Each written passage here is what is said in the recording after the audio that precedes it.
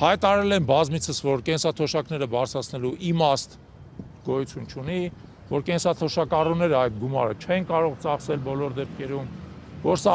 այս ամենը պոպուլիզմ է եւ անիմաստ է եւ այլն, եւ փառք Աստծո այդ անհեթեթ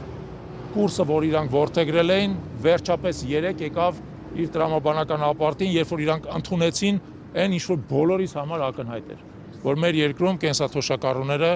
բացարձակ իրավազուրկ ստորացված վիճակում էին ապրում եւ նրանց խնդիրները պետք է սկսել լուծել։ Դրանով հանդերձ մենք համարում ենք, որ այս քայլը ոչ միայն ուշացած է, այլև բացարձակ կիսատ պռատ է։ Հիշեցնեմ, որ մենք պահանջում ենք, որ կենսաթոշակները պետք է բարձրանան առնվազն 50%-ով եւ նույնիսկ 50% բարձրացումը բավարար չէր, որովհետեւ նույնիսկ 50% բարձրանալու դեպքում օրինակ նվազագույն կենսաթոշակը չէր հավասարվելու նվազագույն սպառողական զամբյուղին։ Հայաստանում նվազագույն սպառողական զամբյուղը 80,000 դրամ է հիմա, այն էլ պաշտոնական տվյալներով, նվազագույն կենսաթոշակը 36,000 դրամ է, նույնիսկ 50% բարձրանալու դեպքում 54,000-ը շարունակում է պակաս մնալ 80,000-ից, հա։ Ուստի մենք ունենք նաև երկրորդ պահանջը, որ 50% բարձրացնելուց հետո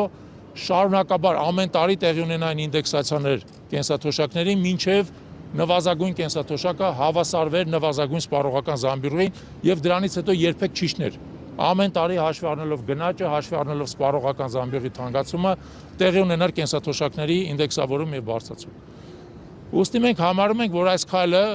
ընդամենը մի կիսատ նախընտրական ժեստ է, կարելի է ասել ինչ որ իմաստով ընտրակաշառքի տրամաբանությամբ արվող եւ բնավ չի սպառում այն օրակարգը, որով մենք դուրս ենք եկել պայքարի։ Տեղեկացնեմ ձեզ, որ դեկտեմբեր ամսից սկսած մենք ստորագրավակ ենք իրականացնում, որպեսզի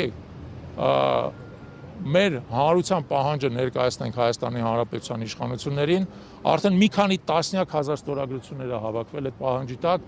որն է առնվազն 50%-ով բարձրացնել կենսաթոշակները եւ հետո շարունակել դրանց ինդեքսավորումը։ Ուստի մենք արձանագրում ենք սա որպես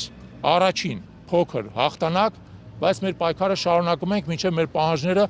ամբողջովին բավարարված կլինեն։ Նաև ուզում ենք արձանագրել, որ այս իշխանության դեմ հետևողական պայքարը իր արդյունքները տալիս է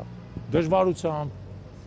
ոչ միանգամից, երկարատև պայքարի արդյունքում, բայց տեղի ունեցածը ցույց է տալիս, որ օգտվելով այն հնարավորություններից, որը տալիս է մեր սահմանադրությունը, մեր օրենքները, մենք կարող ենք պայքարել եւ արդյունքի հասնել։ Այդ իմաստով ուզում եմ շնորհակալություն հայտնել բոլոր նրանց, ովքեր այս ընթացքում մեզ աջակցել են, մասնապես մեր համաքաղաքացիներին, որոնք մասնակցել են ստորագրավակին, իրանց ստորագրություններով ծանրացրել են մեր ուղերձի կշիռը